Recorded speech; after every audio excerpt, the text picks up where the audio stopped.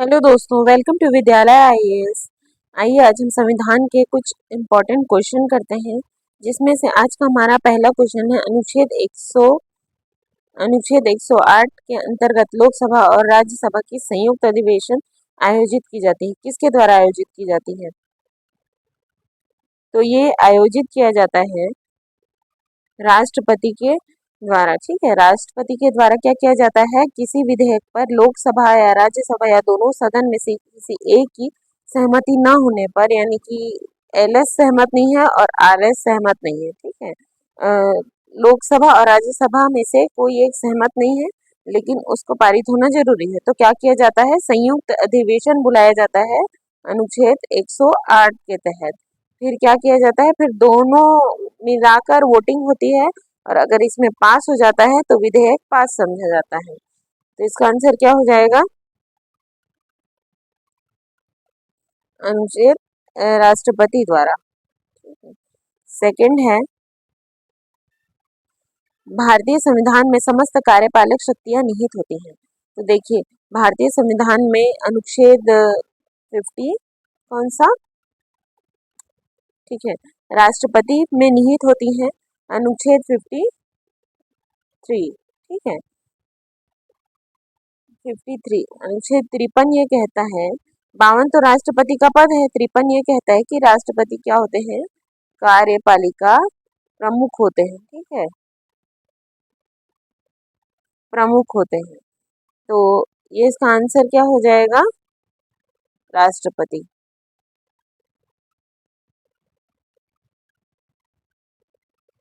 अगला है, भारत के राष्ट्रपति को महाभियोग द्वारा हटाने की प्रक्रिया निम्नलिखित में से किस अनुच्छेद में वर्णित है? तो ये कौन सा अनुच्छेद है? अनुच्छेद 61। ठीक है, अनुच्छेद 61 में बताया गया है कि लोकसभा या राज्यसभा दोनों में से किसी एक सदन में प्रस्ताव लाया जाएगा, और जिस सदन में प्रस्ताव लाया जाएगा ये उस सदन के 2/3 सदस्यों से पास हो जाना चाहिए। फिर जैसे ही ये पास होगा उसे क्या कहाँ भेजा जाएगा? फर्स्ट, अगर फर्स्ट सदन में ये पास हो चुका है 2/3 बहुमत से, तो फिर ये जाता है सेकंड सदन में। वहाँ क्या करते हैं? राष्ट्रपति अपना पक्ष रखते हैं। ठीक है, फिर वहां पे भी अगर 2/3 बहुमत से पास हो जाता है तो महाभियोग को मान लिया जाता है। ठीक है, पास मान लिया जाता है। तो अभी तक तो ये किसी भी राष्ट्रपति के विरुद्ध नहीं लाया गया है भारत में। अगला है, जो व्यक्ति संसद का सदस्य नहीं है केंद्रीय मंत्री रह सकता है। देखिए, मंत्री बनने के लिए आवश्यकता नहीं है कि वह किसी संसद के एलएस का या फिर आरएस का सदस्य हो, लेकिन मंत्री बनने के 6 माह के भीतर उसे दोनों सदनों में से किसी एक की सदस्यता ग्रहण करनी होगी। ठीक है, तो आंसर क्या हो जाएगा? 6 माह। अगला है, भारत के राष्ट्रपति पर महाभियोग चलाने के लिए कम से कम कितने दिन पूर्व सूचना देना आवश्यक है? तो कितने दिन पूर्व? 14 दिन पूर्व बता देना चाहिए राष्ट्रपति जी को कि उन पर महाभियोग चलने वाला है। क्यों बताना चाहिए? ताकि वो अपना पक्ष रखने के लिए तैयार रहे। ठीक है, क्योंकि उनको द्वितीय सदन में अपना पक्ष भी रखना है।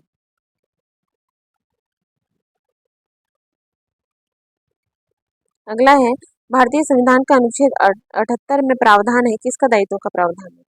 भारतीय संविधान का जो आर्टिकल नंबर 78 है वो बताता है कि राष्ट्रपति जी को उनके कर्तव्यों में सहायता देने के लिए प्रधानमंत्री के कर्तव्य क्या क्या होंगे। ठीक है, अनुच्छेद 78।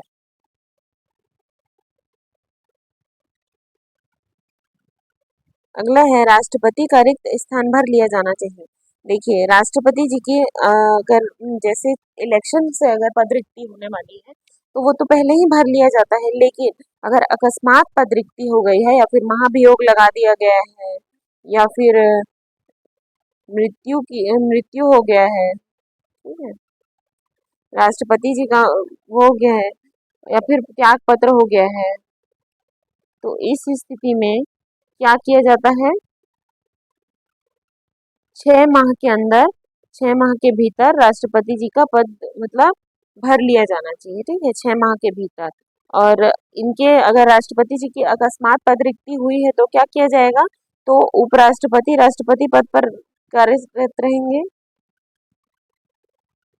और अगर ये भी नहीं है, मान लीजिए कि कई बार ये हुआ है कि राष्ट्रपति के बाद अगला राष्ट्रपति बनने के लिए उपराष्ट्रपति ही इलेक्शन लड़ते हैं, तो क्या होता है, सीजेआई सुप्रीम कोर्ट के चीफ जस्टिस ऑफ इंडिया बनते हैं। ठीक है। और किसी वजह से अगर ये भी स्थिति आ गई है कि सीजेआई भी नहीं है, तो फिर क्या हो जाएगा, तो कौन करेगा, जो सुप्रीम कोर्ट का वरिष्ठ न्यायाधीश होगा वो। कई बार ये क्वेश्चन पूछा जाता है, सुप्रीम कोर्ट के वरिष्ठ न्यायाधीश। ठीक है, तो इसमें क्या हो गया आंसर, 6 माह। अगला है, उपराष्ट्रपति को उसके पद से निम्न में से किसके प्रस्ताव द्वारा हटाया जाता है। किसके प्रस्ताव द्वारा हटाया जाता है, राज्यसभा के प्रस्ताव द्वारा। ठीक है, राज्यसभा में ही इनको हटाने के लिए प्रस्ताव लाया जा सकता है। पारित भले ही दोनों सदनों से होना चाहिए। अगला, भारत के प्रधानमंत्री के विषय में निम्नलिखित कथनों में से कौन से कथन सही है। प्रधानमंत्री मंत्री परिषद का नाम मात्र का नेता होता है, ये गलत है। वो वास्तविक नेता होते हैं। वह संसद के प्रति उत्तरदायी नहीं है, ये भी गलत है। वह अपने मंत्रियों में से किसी को बर्खास्त नहीं कर सकते, ये भी गलत है। ठीक है, ये सही है। प्रधानमंत्री मंत्री परिषद का वास्तविक नेता होता है। ठीक है। अगला है, भारतीय संविधान के निम्नलिखित में से किस एक संशोधन द्वारा राष्ट्रपति को कोई भी मामला मंत्री परिषद द्वारा पुनर्विचार किए जाने के लिए वापस भेजने का अधिकार दिया गया है। देखिए, 42वें संविधान संशोधन के बाद आया था 44वां संविधान संशोधन। इसमें ये कहा गया था कि राष्ट्रपति मंत्री परिषद द्वारा पुनर्विचार के लिए वापस भेजे, मतलब कोई भी मामला मंत्री परिषद द्वारा जो लाया गया है उसे वापस भेजने के लिए एक बार भेज सकते हैं वो। ठीक है। अगला है, यदि भारत के प्रधानमंत्री संसद के उच्च सदन के सदस्य हैं तो वे अविश्वास प्रस्ताव की स्थिति में अपने पक्ष में वोट नहीं दे सकेंगे।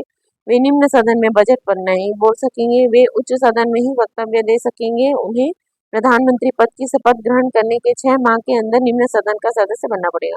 तो देखिए, ऐसा कुछ नहीं है, कोई उच्च सदन में है तो भी वो प्रधानमंत्री पद पर रह सकते हैं, जैसे कि कौन थे, मनमोहन सिंह जी थे। ठीक है, ये वाला ए सही हो जाएगा।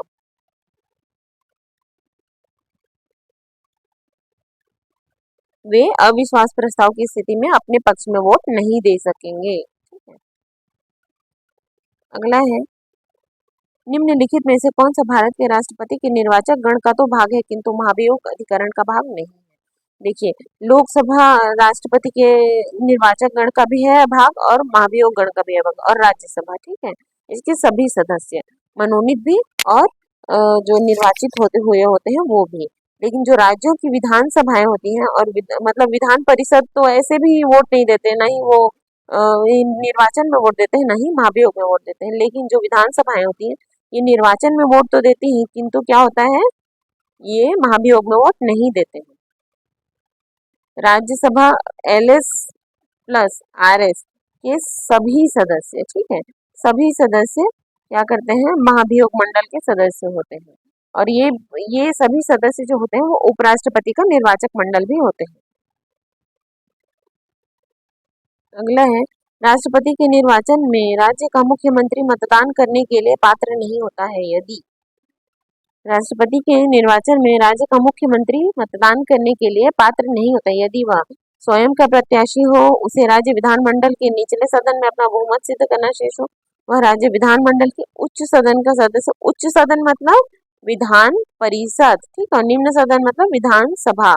ठीक है, तो यहाँ पे क्या बोला है, उच्च सदन का सदस्य, तो यही आंसर क्या होगा, सही होगा, क्योंकि जो विधान परिषद के सदस्य होते हैं वो वोट नहीं देते। ठीक है। अगला है, भारत के राष्ट्रपति ने जिस एक मामले में अपने वीटो की शक्ति का प्रयोग किया है वह है, तो भारतीय डाक अधिनियम है। इस पे राष्ट्रपति जी ने, ज्ञानी जैल सिंह जी ने अपने वीटो का उपयोग किया था। ठीक है। अगला है, लोकसभा की प्रथम महिला स्पीकर निम्न में से कौन है, तो कौन है, मीरा कुमार है। सुषमा स्वराज कौन है, पहली विदेश मंत्री रही है सुषमा स्वराज। और प्रतिभा पाटिल कौन है, पहली विदेश मंत्री, महिला विदेश मंत्री, ठीक है। पहली महिला विदेश मंत्री। और सुषमा स्वराज कौन है? ये पहली महिला महिला राष्ट्रपति है, ठीक है। प्रेसिडेंट। अगला है, निम्नलिखित में से किसने भारत के राष्ट्रपति पद ग्रहण करने के पूर्व उपराष्ट्रपति के पद पर कार्य नहीं किया? मैंने अभी थोड़ी देर पहले बताया था कि अधिकांश उपराष्ट्रपति ऐसे रहे जो आगे जाकर राष्ट्रपति बने, तो उनमें से थे आर वेंकट रमन भी थे, जाकिर हुसैन भी थे, शंकर दयाल शर्मा भी थे। जो नीलम संजीवा रेड्डी थे, ये क्या रहे, कभी भी उपराष्ट्रपति पद पर नहीं रहे, ये सीधे राष्ट्रपति पद के लिए चयनित हुए थे। साथ ही साथ जब चौथे राष्ट्रपति पद के लिए इनका इलेक्शन में खड़े हुए थे, तो वीवी गिरी से ये हार गए थे, लेकिन वो फर्स्ट टाइम था जब क्या हुई थी, सेकेंड राउंड की काउंटिंग हुई थी राष्ट्रपति के वोटिंग में। अगला है, पदासीन राष्ट्रपति पदावधि की समाप्ति से भिन्न किसी कारण के उत्पन्न होने वाली रिक्ति की दशा में रिक्ति भरने के लिए निर्वाचन अवश्य हो जाना चाहिए। क्या होना चाहिए? रिक्ति की तिथि से 6 माह के भीतर। अभी हमने थोड़ी देर पहले बताया था कि 6 माह में वो पद भरना होता है। तब तक कौन कौन रहते हैं? या तो उपराष्ट्रपति रहेंगे, या तो फिर सीजेआई रहेंगे, चीफ जस्टिस ऑफ इंडिया। और पहले चीफ जस्टिस ऑफ इंडिया कौन थे जिनको राष्ट्रपति पद पर कार्य करने का मौका मिला था? वो थे मोहम्मद हिदायतुल्लाह, ठीक है।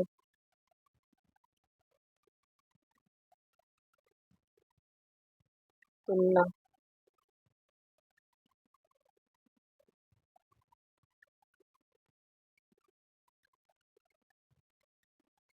अगला है, संविधान के किस अनुच्छेद के अंतर्गत भारत के राष्ट्रपति को अध्यादेश जारी करने की शक्ति दी गई? अध्यादेश जारी करने की शक्ति दी गई है अनुच्छेद 123 में। 123 में क्या कहा गया है? यदि सदन सत्र में नहीं है, या फिर सत्रावसान है, और आपात की स्थिति है, तो क्या कर सकते हैं? राष्ट्रपति अध्यादेश जारी, किसी कानून को तत्काल प्रभाव से लागू करने के लिए अध्यादेश जारी करेंगे, ठीक है।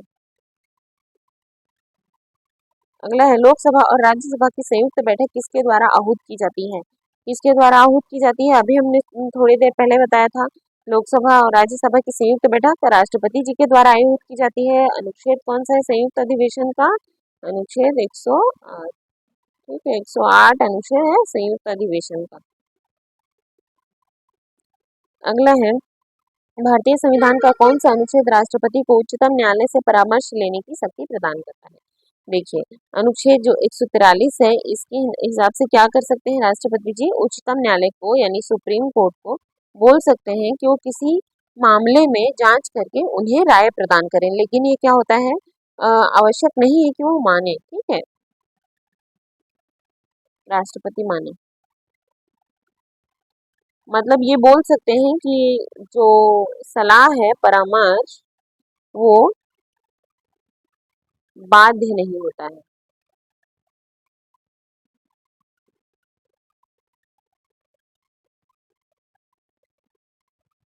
ठीक है।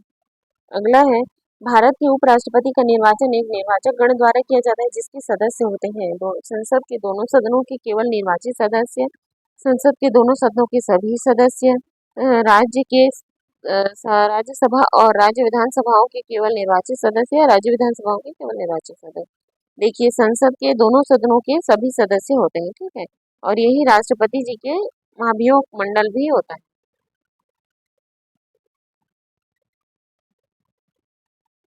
अगला है, निम्नलिखित में से कौन भारत के उपराष्ट्रपति का निर्वाचन करता है? नीचे दिए उत्तर पर से उत्तर पर चयन करें। भारत के उपराष्ट्रपति का निर्वाचन करता है, लोकसभा के सदस्य करते हैं और राज्यसभा के सदस्य करते हैं, ठीक है। सिर्फ एलएस प्लस आरएस के जितने भी सदस्य होते हैं, सभी सदस्य, ठीक है।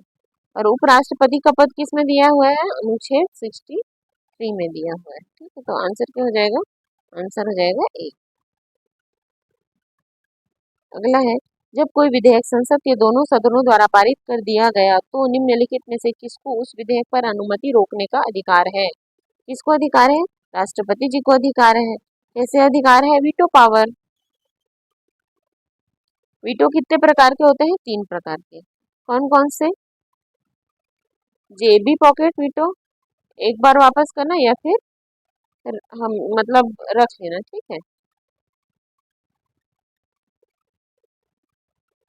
अगला है, भारत के राष्ट्रपति अपना त्याग पत्र किसको संबोधित करते हैं?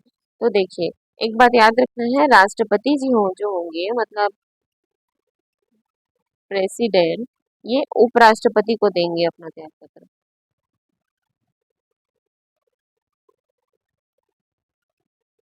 राष्ट्रपति अपना त्याग पत्र उपराष्ट्रपति को देंगे, वैसे ही उपराष्ट्रपति अपना त्याग पत्र राष्ट्रपति को देंगे। और लोकसभा के जो स्पीकर होते हैं ये अपना त्याग पत्र किसको देते हैं? लोकसभा के स्पीकर ये उपाध्यक्ष को देते हैं, और जो उपाध्यक्ष होते हैं ये अध्यक्ष को देते हैं, ठीक है। प्रधानमंत्री किसको देंगे? ये राष्ट्रपति को देंगे, क्योंकि इन्हीं के लिए जवाबदारी बनती है। सर्वोच्च न्यायालय का मुख्य न्यायाधीश भी किसे देंगे? ये भी राष्ट्रपति को देंगे, ठीक है।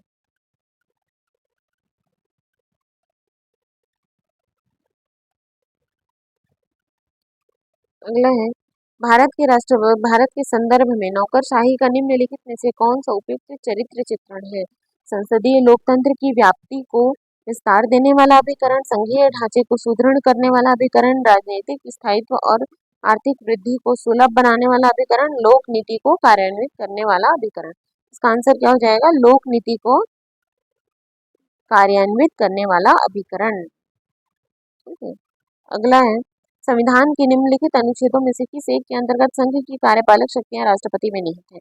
अभी मैंने बताया था अनुच्छेद कौन सा है? 53, ठीक है। अनुच्छेद 53। 51 क्या बताता है? 51 है मौलिक कर्तव्यों से रिलेटेड, ठीक है।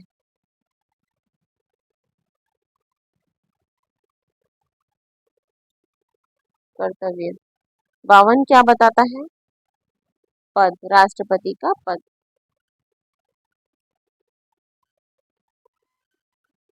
ठीक है। 53 क्या बताता है? उस पद की कार्य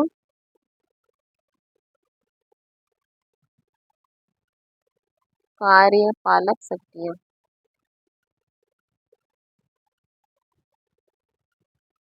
54 क्या बताता है? निर्वाचन, चयन की रीति,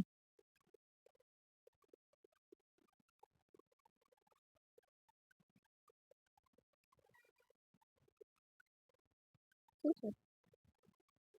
अगला है, भारत के राष्ट्रपति के संबंधित निम्नलिखित कथनों में कौन सा एक कथन सही नहीं है?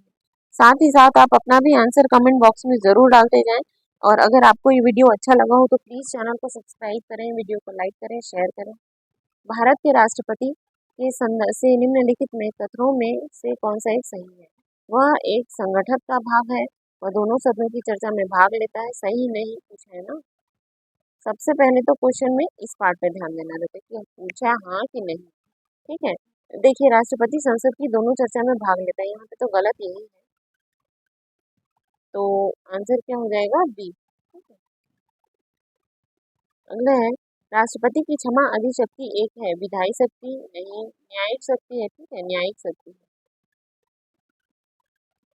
अगला है, उप प्रधानमंत्री पद का सृजन हुआ है, मूल कर्तव्य मूल संविधान के अंतर्गत हुआ है, प्रावधानों से हटकर हुआ है, संविधान के प्रावधानों में कहीं नहीं है, ठीक है, संविधान से हटकर हुआ है। अगला है, वह राष्ट्रपति का प्रतिनिधित्व करता है परंतु राष्ट्र का नेतृत्व नहीं करता। क्या है? वह राष्ट्र का प्रतिनिधित्व करते हैं लेकिन राष्ट्र का नेतृत्व नहीं करते, राष्ट्रपति। अगला है, निम्नलिखित में से किसी भौगोलिक क्षेत्र को अनुसूचित क्षेत्र घोषित करने का संवैधानिक अधिकार किसको प्राप्त है? किसको प्राप्त है? राष्ट्रपति को प्राप्त है। अगला है, निम्नलिखित में से किसी एक अध्यक्षता ऐसे व्यक्ति द्वारा होती है जो उसका सदस्य नहीं है। किसी एक के, देखिए, जो राज्यसभा है इसके अध्यक्ष होते हैं उपराष्ट्रपति। लेकिन क्या होता है, ये इसके सदस्य नहीं होते हैं, ठीक है, नहीं होते। तो ये बात हमको याद रखनी है, राज्यसभा हो जाएगा। अगला है, भारत के उपराष्ट्रपति को पदच्युत करने मतलब पद से हटाने संबंधी प्रस्ताव पारित किया जाता है। कहाँ पारित किया जाता है? राज्यसभा। अगला है, राष्ट्रपति के उम्मीदवार के लिए क्या क्या आवश्यक नहीं है? अब 35 वर्ष हो, बिल्कुल सही है। पढ़ा लिखा होना आवश्यक नहीं है। सांसद चुने जाने की योग्यता रखता हो और देश का नागरिक हो। तो आंसर क्या हो जाएगा? हमारा आंसर हो जाएगा बी।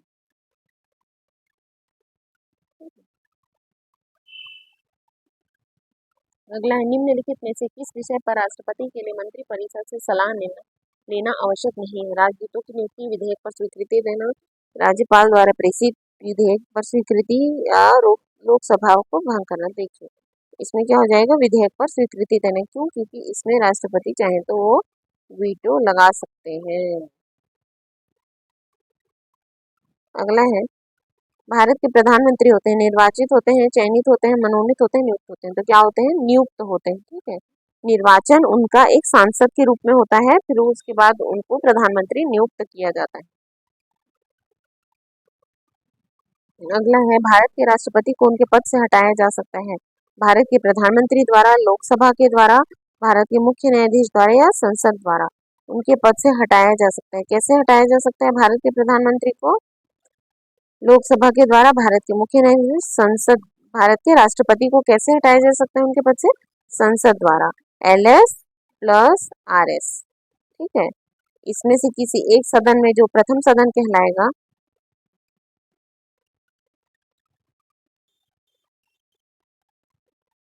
जो कि प्रथम LS या RS, कोई भी प्रथम सदन में प्रस्ताव लाया जाएगा, वहां के 2/3 से पारित होगा, सेकंड सदन में जाएगा। इन दोनों में से कोई भी सेकंड सदन हो सकता है, वहां पे राष्ट्रपति अपना पक्ष रखेंगे, फिर वहां के भी अगर 2/3 बहुमत से प्राप्त हो जाता है उपस्थित और मतदान करने वालों का 2/3, ठीक है, ये वर्ड हमेशा याद रखिएगा। तो क्या हो जाएंगे? महाभियोग, महाभियोग लग जाएगा और संसद द्वारा राष्ट्रपति को उनके पद से हटाया जा सकता है। अगला है, भारत के संविधान के अनुच्छेद 103 के तहत राष्ट्रपति लोकसभा सदस्यों की निहर्ताओं से संबंधित किसी भी प्रश्न पर कोई निर्णय देने के पूर्व निम्नलिखित में से किसकी राय लेंगे?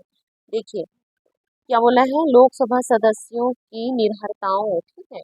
इसका निर्धारण कौन करता है? इसका निर्धारण करता है निर्वाचन आयोग। निर्वाचन आयोग, ठीक है। निर्वाचन आयोग कौन से अनुच्छेद में है? 324।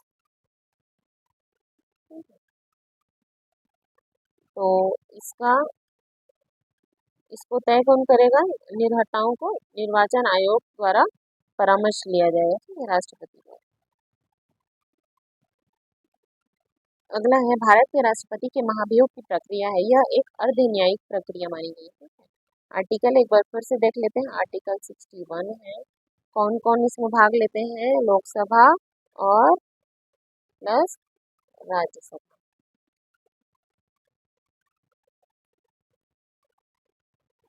अगला है, राष्ट्रपति 5 वर्ष तक अपने पद पर रह सकता है। अपने निर्वाचन की तारीख से, अपनी संसद द्वारा निर्धारित तिथि से, अपने पद ग्रहण की तारीख से, निर्वाचन द्वारा घोषित तिथि से, अपने पद ग्रहण की तिथि से रहते हैं, ठीक है। अगला है, यदि भारत के राष्ट्रपति का पद रिक्त हो जाए और उपराष्ट्रपति भी ना हो, तब निम्न में से कौन कार्यवाहक राष्ट्रपति होगा? तो कौन कार्यवाहक राष्ट्रपति होगा? अभी मैंने बताया था, यदि भारत के राष्ट्रपति का पद रिक्त हो जाए, उपराष्ट्रपति भी ना हो, तब कौन राष्ट्रपति होगा? सर्वोच्च न्यायालय के मुख्य न्यायाधीश। और अगर किसी कारण से ये भी ना हो तो कौन होगा? फिर होंगे सर्वोच्च न्यायालय के वरिष्ठतम न्यायाधीश,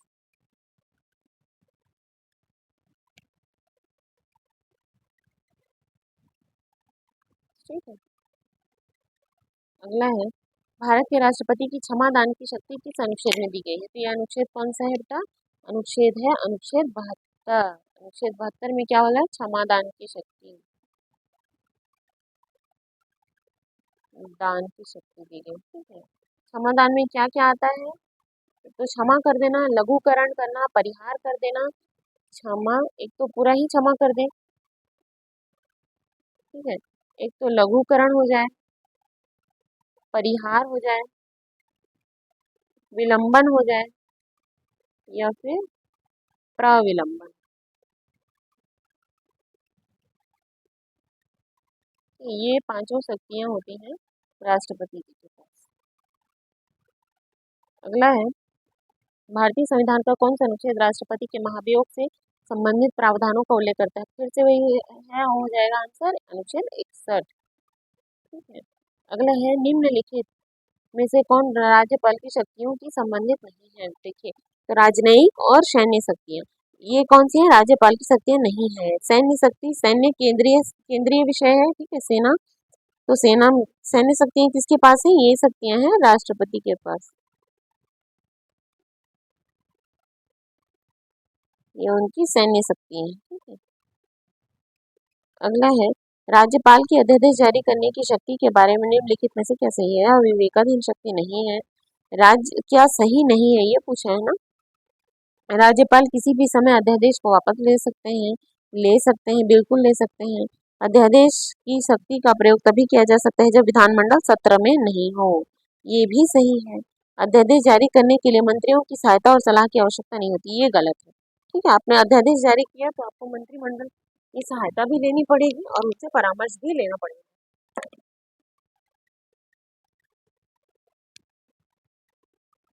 ठीक है, तो आंसर क्या हो जाएगा? आंसर हो जाएगा हमारा डी। अगला है, भारत की संसद किनसे मिलकर बनती है? तो किनसे मिलकर बनती है? एक राष्ट्रपति से मिलकर बनती है और लोकसभा होते हैं और राज्यसभा। ठीक है, भारत की संसद के तीन तीन भाग होते हैं, राष्ट्रपति, लोकसभा और राज्यसभा। अगला है, प्रत्येक वित्तीय वर्ष के लिए भारत सरकार का वार्षिक वित्तीय लेखा विवरण, बजट बोल रहे हैं, ठीक है, सदन में उस दिन प्रस्तुत किया जाता है जो लोकसभा अध्यक्ष निर्दिष्ट करे, लोकसभा अध्यक्ष निर्दिष्ट करे, भारत का राष्ट्रपति निर्देशित करे, संसद विनिश्चित करे, वित्त मंत्री विनिश्चित करे। क्या हो जाएगा आंसर? भारत का राष्ट्रपति निर्देशित करे। राष्ट्रपति जी जिस दिन बोलेंगे उसी दिन पारित होगा।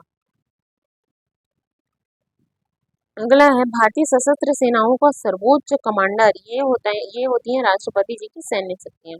कौन होता है? तो सर्वोच्च कमांडर होते हैं राष्ट्रपति जी। देखा होगा आपने 26 जनवरी में जब सलामी दी जाती है, तो सलामी किसे दी जाती है? राष्ट्रपति जी को दी जाती है। ठीक है, सलामी, तीनों सेनाओं की सलामी लेते हैं। अगला है, भारत में न्यायिक सक्रियता संबंधित है। न्यायिक सक्रियता किससे संबंधित है? जनहित याचिका से। ठीक है, PIL, इसी को कहा गया है कि न्यायिक सक्रियता है भारत में। आज का आखिरी क्वेश्चन है, सर्वोच्च न्यायालय का न्यायाधीश अपना त्यागपत्र किसे देता है? किसे देंगे अपना त्यागपत्र?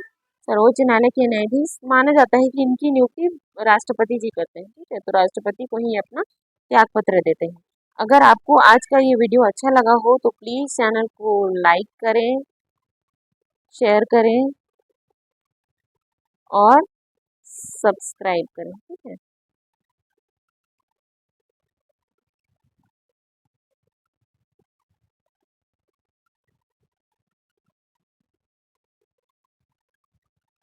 सब्सक्राइब करें।